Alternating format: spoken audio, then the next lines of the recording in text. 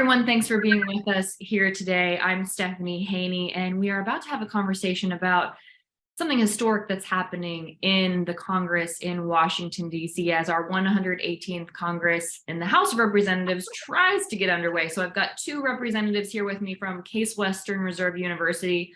From the law school, we have Professor Jonathan Entin. Hello, Professor Entin. Good morning. And from the political science department, we have Professor Justin Buchler. Thanks for being with us, Professor Buchler. Welcome. Okay, so I'll start with the question here about just how we're feeling about how unusual this is, because this isn't something that's happened in 100 years, that there has been a Speaker of the House who failed to get the vote on the first try. So from a political science perspective, I'll ask you how we should wrap our minds around that, Professor Buchler. So obviously this is very historically unusual. It hasn't happened for 100 years. Normally what happens is you have internal votes within the caucuses for party leaders, and what tends to happen is that you get two things playing out at once. First of all, you have a majority party which holds an internal vote, and if somebody gets a majority vote within one caucus, the party then rallies around whoever gets that majority vote. So you wind up with the party rallying around whoever just gets a majority vote, and that would have been Kevin McCarthy. And so one of the things playing out is that you've got a bunch of members of the Freedom Caucus who are not doing what the majority party normally does. The other thing is that you have Kevin McCarthy, who has decided that he's not going to recognize a vote count. So after Speaker John Boehner was forced out, Kevin McCarthy did a vote count. He understood that he did not have the votes to get the gavel. And eventually how that played out is that Paul Ryan became Speaker because he was able to get the support of the Republican caucus. And this time around, Kevin McCarthy decided that he was going to try to barrel through, even though he did not have the votes to do it. So you have these two forces playing out at once. One is that the majority caucus, the majority party has this caucus within it, which does not want to play by the same kinds of processes that a party normally uses. And the other is you have a party leader who basically thinks that he can call vote after vote after vote and try to get that minority faction within the majority party to play along, and it's not working. I'm not sure why he thought it would work, but he thought it would work. It is certainly not working, that's true. So up to this point, the House will reconvene at noon today. There have been 6 votes. McCarthy has failed to get the votes that he needs in order to secure that speakership. Professor Entin, I want to ask this question of you now. What is the significance of this? Why do we need a Speaker of the House to be elected? Because the Constitution says that the House shall choose its Speaker. He is the Speaker, he or she, as in the case of Nancy Pelosi. The Speaker is the presiding officer of the House. And until a Speaker is chosen, the House can't do anything. The members can't be, the members who've been elected cannot be sworn in, and the committees cannot be staffed. The House cannot do any business. That means no laws can be made. And at some point, that's going to be a real problem because, for example, we have the debt ceiling that will have to be extended at some point in the first few months of the year. And that would be a pretty major problem. But as I said, the House cannot function at all until a Speaker is chosen. And that's because the Constitution says that the House has to choose a Speaker. Now, when we look at what the Constitution says, I'll direct this again to you, Professor, and then Professor Buchler, also feel free to chime in, either of you at any point on these questions that I'm asking, but I'll direct this one to you because it's more legal in nature. The Constitution says that the House has to choose its Speaker, but McCarthy is making all kinds of concessions to try and get this speakership. Is there anything else laid out anywhere that says what he can and can't do to try and get elected as the Speaker? The Constitution simply says that the House shall choose a speaker. It does the Constitution doesn't say anything more about the process. The Constitution doesn't even require that the speaker be a member of the House, although every speaker so far has been one.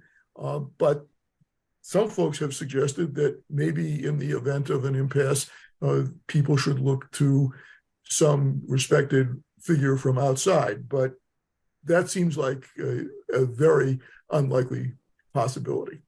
And that would be In other words, especially interesting because the Speaker of the House is second in line of succession to the presidency. So just let me ask both of you your opinions on this. What would that look like in a world where the person who is behind Vice President Kamala Harris in succession to the presidency is someone who is not an elected representative of the people? Well, we've had that situation once before. When Gerald Ford was vice president, he was not elected by the people. He was appointed under the 25th Amendment to replace the elected Vice President Spiro Agnew. And then when President Nixon resigned, Ford became president, and he appointed, again, under the 25th Amendment, he appointed then New York Governor Nelson Rockefeller. So we have had this situation. It's not a great position to be in, but that's the way the system is set up. Do you have a comment on that, Professor Buchler? I think this kind of speculation is a little bit absurd. The likelihood that the House is going to elect a speaker from outside the House is extraordinarily low. If you look at how the debate is playing out, there is still a chance that McCarthy manages to get the gavel, although the probability of that started honestly pretty low and has been going down. But if it's not McCarthy, it is much more likely to be Steve Scalise or somebody like that. The likelihood of the House rallying around somebody outside the chamber is just extraordinarily low. I just don't see that happening. Okay, let's talk about some of the concessions that McCarthy has made. Can you tell us, Professor Buchler, about some of the things that he's offered up to these, detractors, I guess we'll call them for lack of a better term? Sure. There have been a lot of concessions. The most important is what's called the motion to vacate. So removing a speaker, it has historically been rather difficult. And the sword of Damocles that has been hanging over the throats of previous speakers, and in particular John Boehner, was the threat of a motion to vacate, which is a vote basically to remove a speaker. And the question is, how many members does it take to offer a motion to vacate? So what McCarthy did not want going into his speakership was a threshold of too few members of the caucus offering a motion to vacate and putting it on the floor to force a vote to remove him as speaker, because then he just effectively has no power as speaker. And what he has been forced to offer the Freedom Caucus and the detractors, if we want to call them that, is a motion to vacate being offered by just one member of Congress. So if one member of Congress, any one member of the House of Representatives, can offer a motion to vacate, then anytime Kevin McCarthy, potentially as Speaker, if he manages to get the gavel, does something that alienates one member of the Freedom Caucus, they can offer a motion to vacate. And keep in mind that with only 222 Republicans, it would not take all that much to remove him. And if we remember all of the difficulties that John Boehner had as Speaker, this is a much more contentious caucus. This is a much more fractious caucus. This is a much more narrow majority. It will be all the more difficult for him to do anything, which means that for all practical purposes, McCarthy has already bargained away every bit of power he would have as Speaker just by saying that the motion to vacate could be offered by one member of the House of Representatives. He's given away every bit of power he would ever have. Now, if one person brings that motion to vacate, then I'll ask this again to you, Professor Buchler. How many people need to vote to remove him in order for a vote for a new speaker to then come to pass? Oh, it would be a majority vote. And that's the basic problem is we're right back here. And keep in mind that we're back here with this narrow majority, that the Republicans only have 222 seats. And all of the problems that Kevin McCarthy is having right now, he would have over and over and over again. So effectively, by offering a rule in which a motion to vacate could be offered by one single member of the House of Representatives, he would have no power because he could not afford to alienate so much as one single member of the Freedom Caucus. Okay, Well, let's talk but about that power now. let's Excuse me, go ahead, let me Professor just Entin. pick up on this for a second, because as Professor Buchler has said, it takes a majority to vacate the chair. So how much of an actual threat this might be depends on what the Democrats decide to do in this situation as well. I mean, a speaker doesn't want to be in the position where this vote of no confidence can come up at any time. But whether the speaker will actually be removed will depend to some extent on how much support the speaker has within his own caucus, but also what the Democrats decide to do. And the Democrats may not necessarily want to push McCarthy out of the speakership unless they think that they're going to get somebody who would not be a bomb thrower out of the Freedom Caucus. So it's hard to say, but we shouldn't. I mean, for institutional reasons, it's really problematic to make it too easy to set up a vote to remove the speaker. And just by way of comparison, there in the last Congress, legislation passed to amend the Electoral Count Act, the process for counting electoral votes for the presidency. Under the previous version, one senator and one representative would be sufficient to force a vote on an objection, and the threshold was raised. And the reason for that was that it was too easy to have objections to electoral votes. And the concern about one member being able to move to vacate the chair, the speaker's position, is similar. Is that too low a threshold? And whether the speaker is actually going to be pushed out or not, it's an enormous distraction. Sure. I would actually add to this, though, that from the Democrats' perspective, I could see them deciding to go along with a motion to vacate just to cause chaos. The Republicans are not going to be able to do anything. They're not going to pass any legislation. There will be no legislation. So from their perspective, if one member of the Freedom Caucus offers a motion to vacate, and I'm Hakeem Jeffries, I say, sure, go along with the motion to vacate just to cause chaos. If the Republicans want chaos in their ranks, let them have it. It doesn't cost them anything, because one way or another, it just looks bad for the Republicans. And if I'm Hakeem Jeffries, that's what I do. Well, and maybe that's right. Maybe Jeffries would see things differently. My point is simply that how credible a threat this motion to vacate is not just a function of the dynamics within the Republican caucus. It also will depend on what the Democrats decide to do.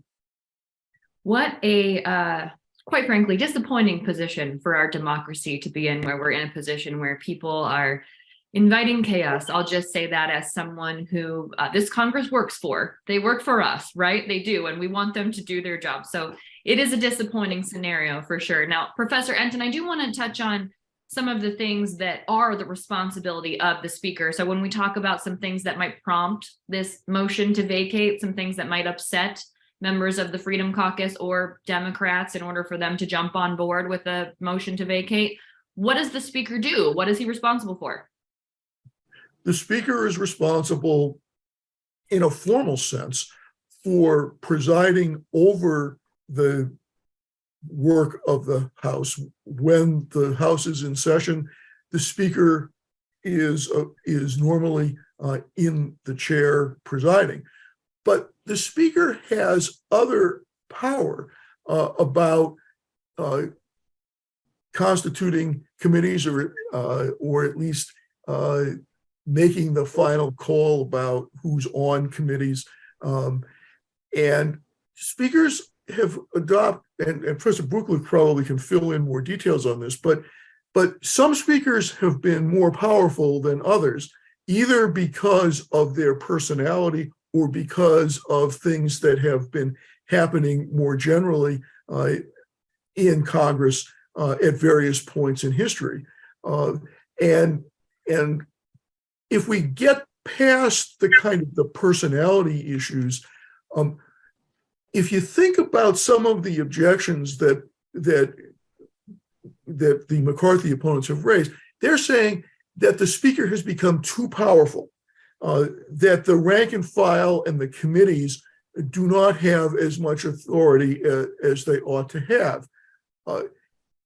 That's what the appropriate amount of power is at any given moment is open to some discussion. As I said, we've had stronger and weaker speakers over the years, and it's not just a function of a small majority. Speaker Pelosi had a pretty small majority, and she was a much more effective speaker than some speakers who had much bigger majorities.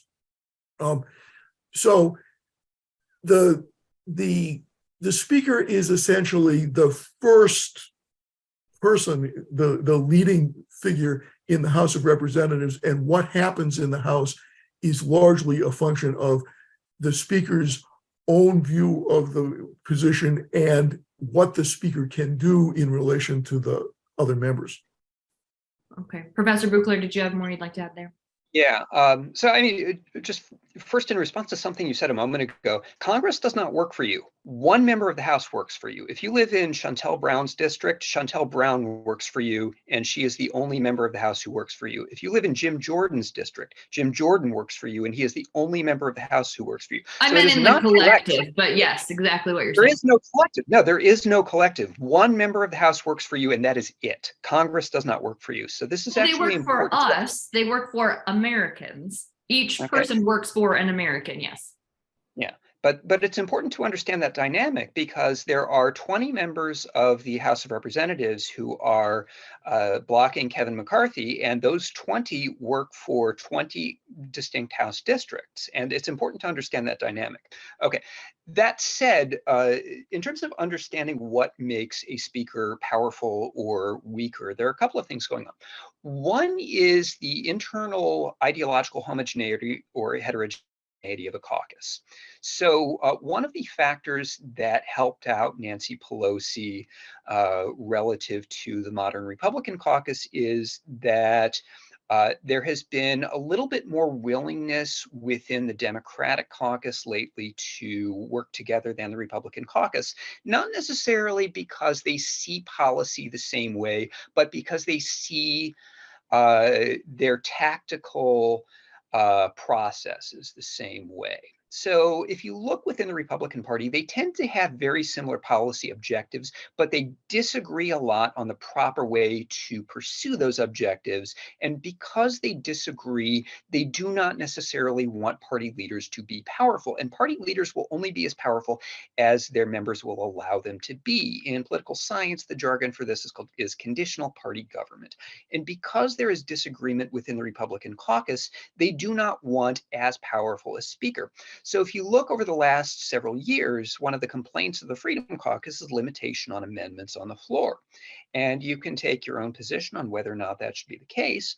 But the limitation on the power of the speaker, just in terms of the structure and dynamics of the caucus, have to do with the internal homogeneity and heterogeneity of the caucus. The other factor is whether or not the party leader actually understands political strategy. Nancy Pelosi was a brilliant strategist, and part of what made her a brilliant strategist was that she understood how to count votes and who needed what incentives to change a vote. And one of the things that we are seeing is that Kevin McCarthy is terrible at this. He is objectively bad at this. So one of the ways that we assess party leadership in political science is with what we call a roll rate, which is the rate at which a party leader is rolled, meaning beaten on the floor. Kevin McCarthy hasn't even gotten the gavel yet, and he has been beaten 6 out of 6 times. He is objectively terrible at this. One of the basic rules is you never bring a proposition to the floor unless you know you have the votes to win. And he has done it 6 times and lost 6 times because he didn't have the votes to win. He's bad at this. He is really bad at this. So one of the basic differences between Kevin McCarthy and Nancy Pelosi is not so much personality, but Nancy Pelosi could count and Kevin McCarthy can't. Well, comes down to basic math sometimes. All right, I've got one more question for each of you, and I'll start with you, Professor Buchler. What is it that the Freedom Caucus wants, and who do you think is likely to actually win the speakership when this is all said and done? So there's a faction of the Freedom Caucus that just wants to defeat Kevin McCarthy. There are some demands that they have, like the motion to vacate being offered by just one member, freedom of amendments, and a few other demands. But a lot of them really just don't want Kevin McCarthy, and they want to beat Kevin McCarthy. And if that's what they want, then this doesn't end until Kevin McCarthy yields. And the question that we have to have answered is whether or not it really is the case that they just will not accept Kevin McCarthy. And it's kind of looking that way. As for how this plays out, right now it looks like a race between Kevin McCarthy and Steve Scalise. If you're betting, I don't know. I mean, I would lean a little bit towards Steve Scalise, but Kevin McCarthy still has a chance, but there's nothing that he can do to placate people whose only goal is to see him lose. Okay. And Professor Entin, what is your take on that? I don't have a crystal ball. I don't claim to be clairvoyant. But my sense is that even if Kevin McCarthy somehow manages to eke out a majority of those who are voting at the end, he will have relatively little leverage because he will be so beholden to the most extreme members of his caucus. I think more generally, if the House has had this much difficulty choosing a speaker, we should not expect much of any constructive action out of the House of Representatives over the next 2 years. And I think we should be concerned about whether the House will be able actually to do some really basic things, like, for example, avoiding a default on the national debt. At some point, there will be a speaker, there will have to be a speaker, but this is exhibit A of dysfunctional congressional dynamics. This is not something that we should feel good about, however it plays out. Okay. Well, thank you both for your time today. Thank you for this insight on what's happening with the vote for the Speaker of the House. Professor Entin, Professor Buchler from Case Western Reserve University, we appreciate your time. Stay with us. We will have continuing coverage on what happens as the vote for the Speaker of the House in the 118th Congress continues. I'm Stephanie Haney.